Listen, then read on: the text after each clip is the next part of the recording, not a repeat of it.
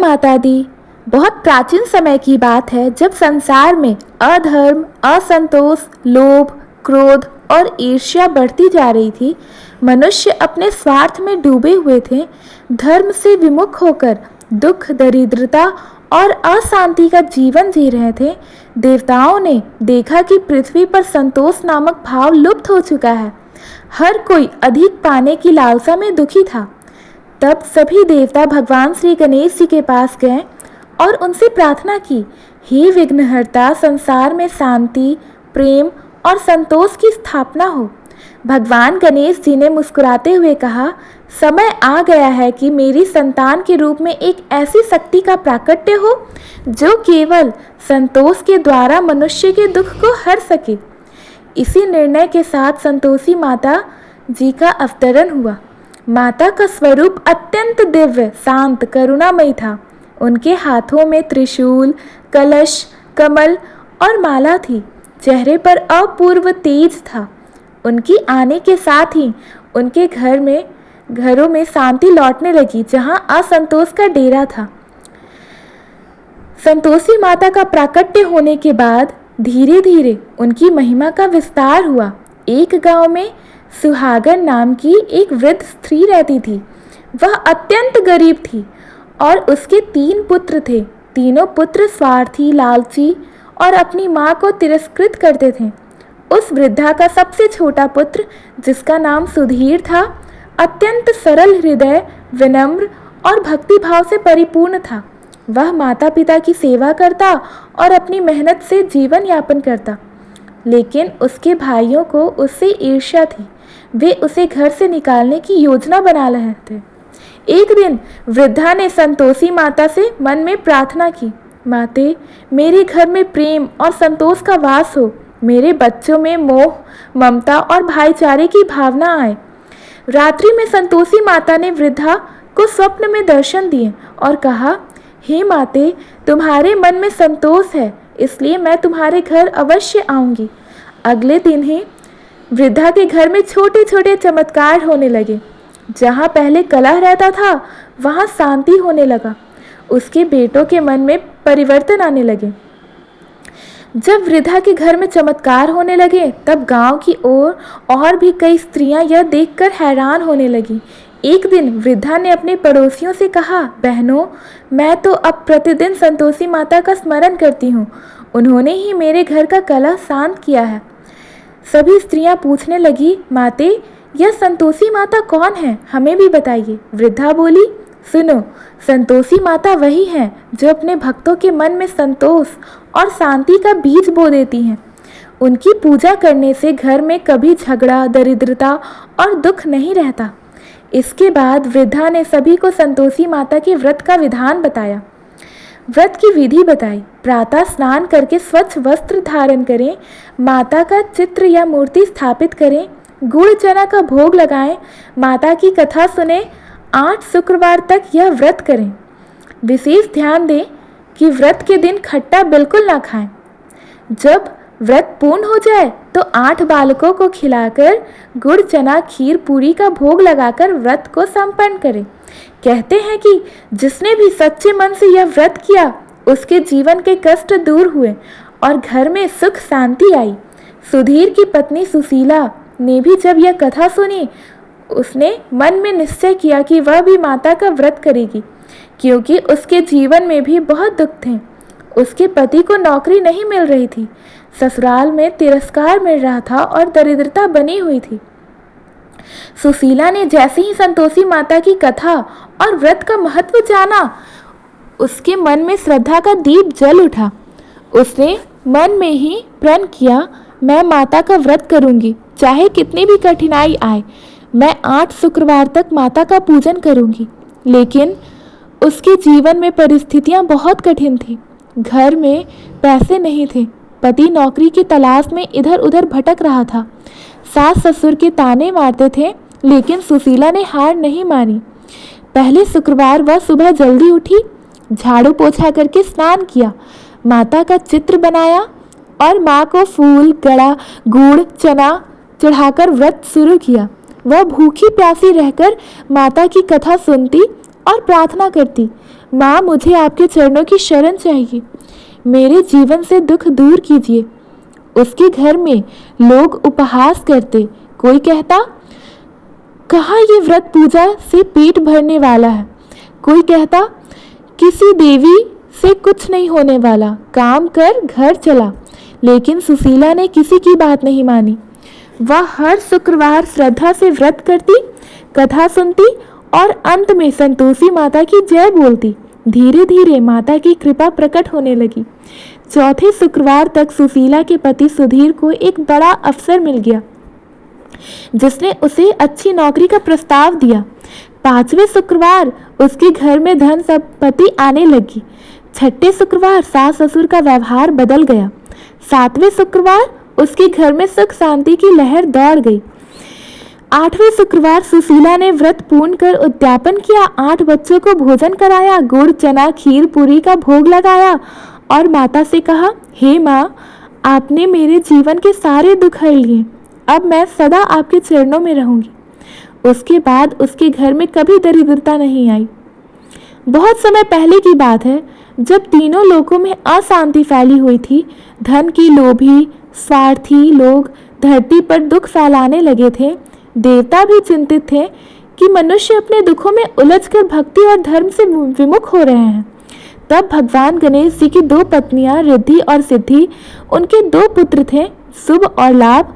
वे भगवान से प्रार्थना करने लगी, प्रभु, आपकी कृपा से संसार में सुख समृद्धि है, लेकिन संतोष नहीं है। लोग पाने के बाद भी असंतुष्ट हैं। कोई देवी होना चाहिए जो केवल संतोष का उपदेश दे। गणेश जी ने ध्यान किया और कहा, समय आ गया है कि संसार में संतोष का अवतार हो। तभी उनकी शक्ति से एक दिव्य तेज प्रकट हुआ। वह तेज एक सुंदर, कोमल, शांत और करुणामयी देवी के रूप में प्रकट हुए। उनके नेत्रों में अपार दया थी। उनके मुख पर मंद मंद मुस्कान थी। वे गुड़ और चने को अपने भोग में स्वीकार करती थी। उनका नाम रखा गया संतोषी माता। यह दूसरी कथा है। उनकी उत्पत्ति का उद्देश्य था, जो भी श्रद्धा, प्रेम और सच्चे मन से उनका व्रत करेगा, उसके जीवन में सुख, शांति, संतोष और समृद्धि आएगी। जब माता प्रकट हुई तो देवलोक से आकाशवाणी हुई, हे मनुष्यों, यह संतोष की देवी हैं। जो भी माता का व्रत, पूजन और कथा करेगा, उसे कभी किसी चीज की कमी नहीं रहेगी। इसके बाद माता पृथ्वी पर आई। उन्होंने देखा कि लोग छोटी छोटी बातों में दुखी रहते हैं। कोई धन के लिए, कोई संतान के लिए, कोई सुख शांति के लिए रो रहा था। माता ने प्रेम पूर्वक कहा, मैं किसी को दुखी नहीं देख सकती। जो मेरा व्रत करेगा, उसे मन वांछित फल मिलेगा। पर याद रखना, मेरे व्रत में संतोष ही सबसे बड़ा नियम है।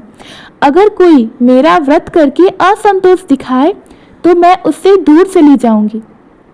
माता के व्रत की कथा बहुत सरल थी।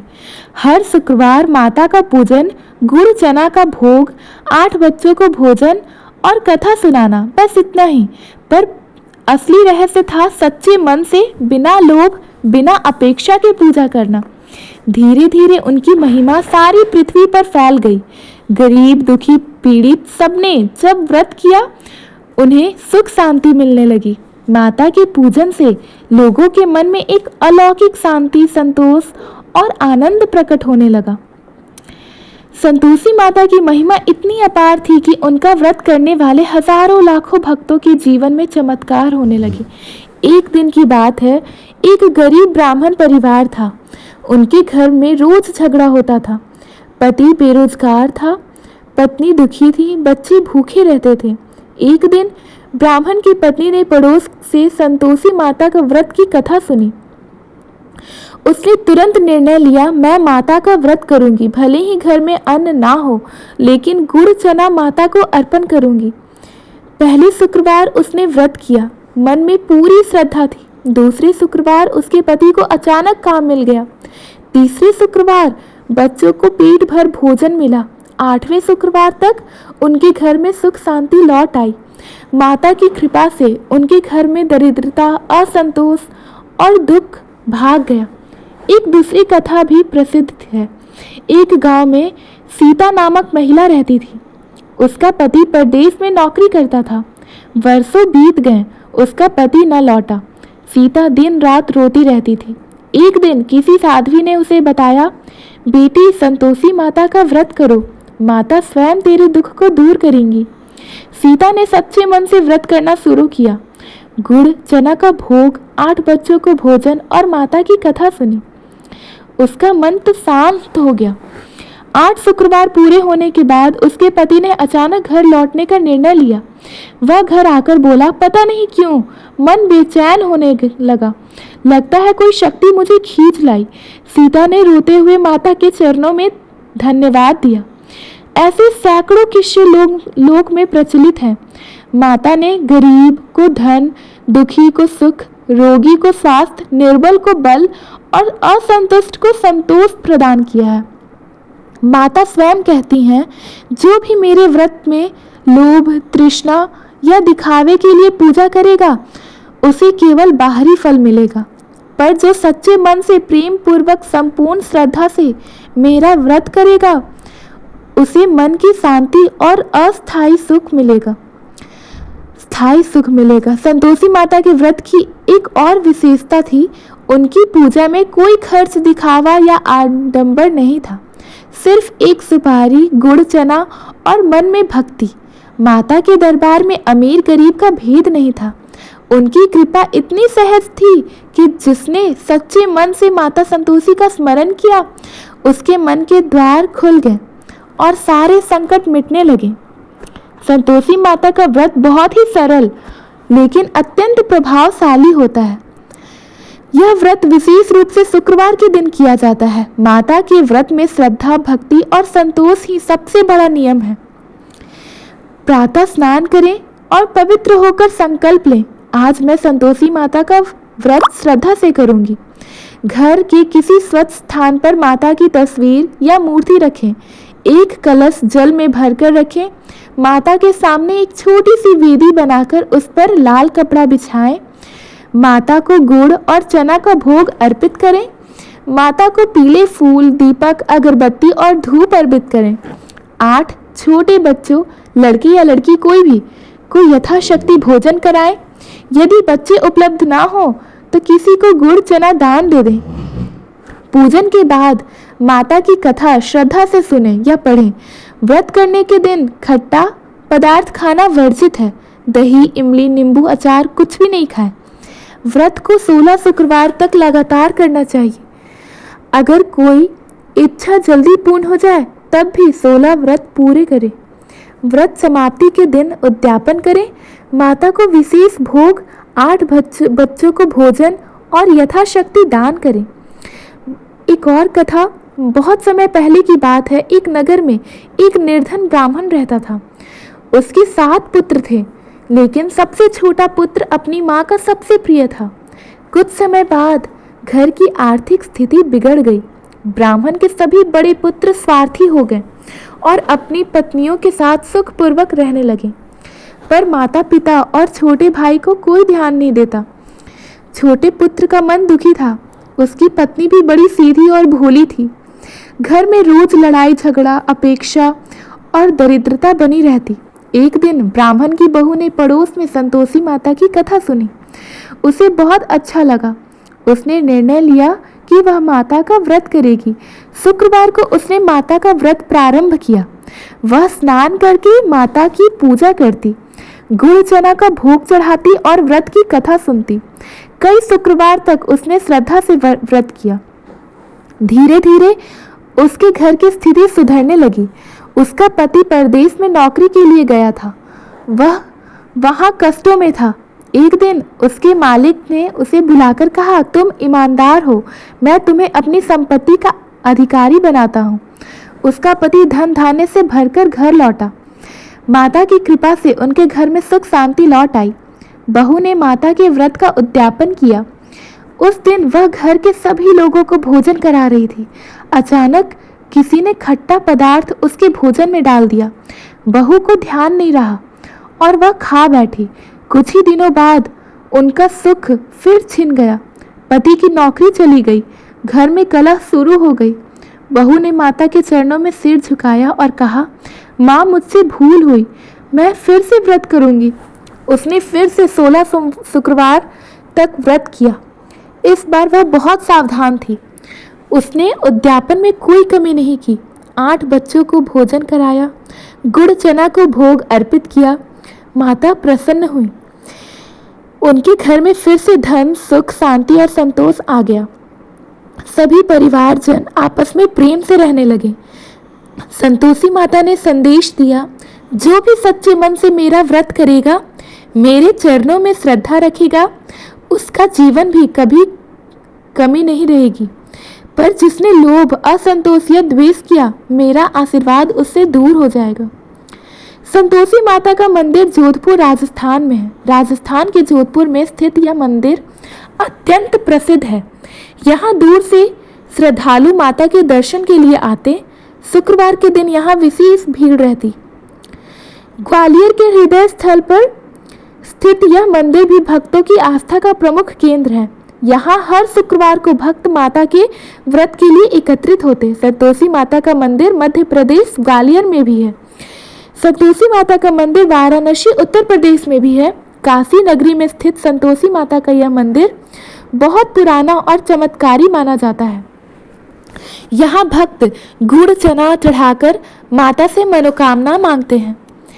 संतोषी माता का मंदिर एक दिल्ली में भी है। दिल्ली के अनेक स्थानों पर संतोषी माता के छोटे बड़े मंदिर हैं, लेकिन त्रिलोकपुरी स्थित मंदिर में विशेष शुक्रवार को श्रद्धालु एकत्रित होते हैं। संतोषी माता का मंदिर झारखंड एवं बिहार में भी है। पूर्वी बिहार में संतोषी माता की भक्ति अत्यधिक लोकप्रिय है। वहाँ गांव-गांव में माता के मंदिर हैं, जहाँ शुक्रवार को श्रद्धालु कतारों में पूजा करते हैं। संतोषी माता का व्रत की महिमा असीम है। यह व्रत साधक के जीवन में शांति, सुख, समृद्धि और संतोष लाता है। इस व्रत का मूल संदेश है कि संतोष में ही परम सुख है। भक्तों का मानना है कि संतोषी माता का व्रत करने से दरिद्रता समाप्त हो जाती है।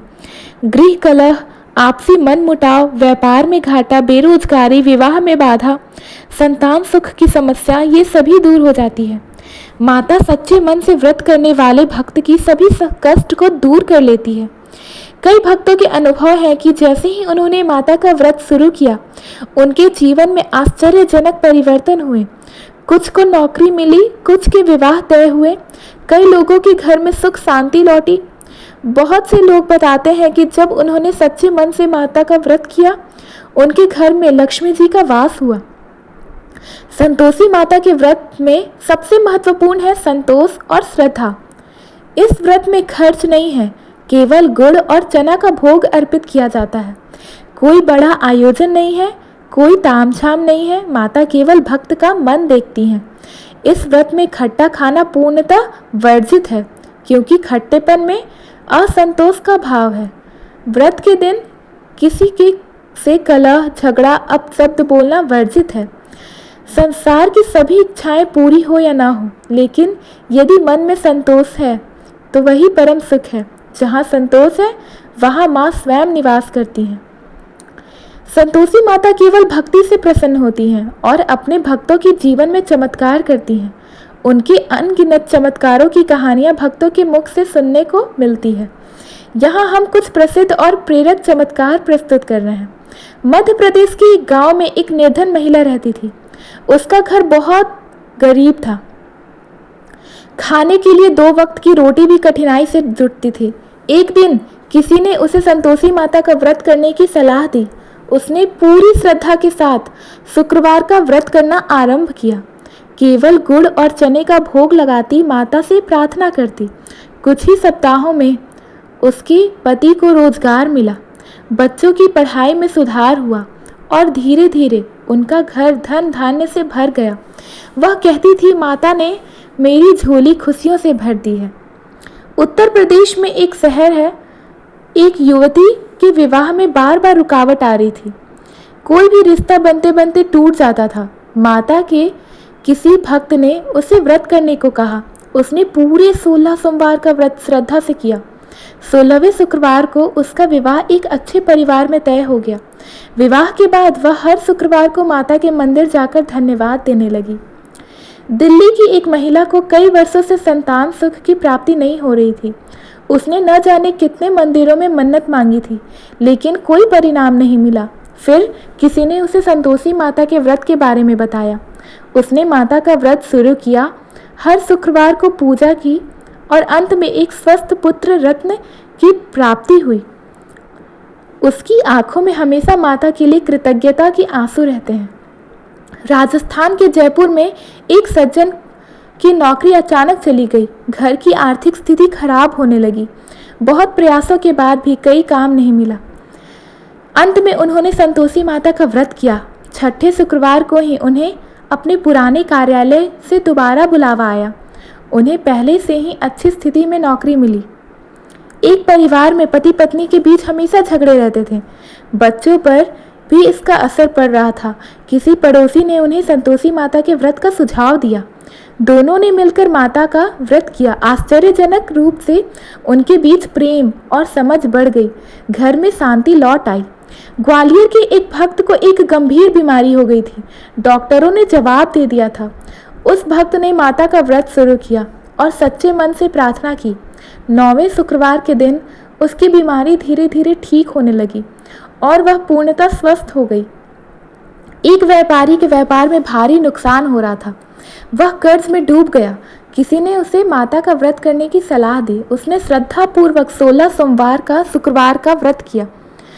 उसके व्यापार में फिर से उन्नति होने लगी। आज वह सफल व्यापारी है। वह कहता है, यह सब माता संतोषी की कृपा से संभव हुआ है।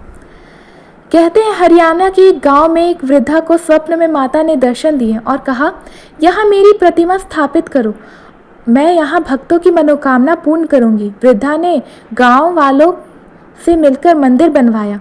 तब से वहाँ प्रतिदिन भक्तों की भीड़ उमड़ती है और चमत्कारों की कहानियाँ सुनने को मिलती है। इन चमत्कारों से स्पष्ट है कि संतोषी माता केवल श्रद्धा, भक्ति और संतोष से प्रसन्न होती हैं। उनकी कृपा से असंभव कार्य भी संभव हो जाते हैं। वे अपने भक्तों के जीवन में सच्ची शांति और सुख प्रदान करती हैं। धन्यवाद। अगर आपको माता संतोषी की ये कथा अच्छी लगी तो प्लीज़ हमारे वीडियो को लाइक करें, अपने फ्रेंड्स, फैमिली सबको शेयर करें और सब्सक्राइब करना ना भूलें। धन्यवाद। संतोषी माता की जय।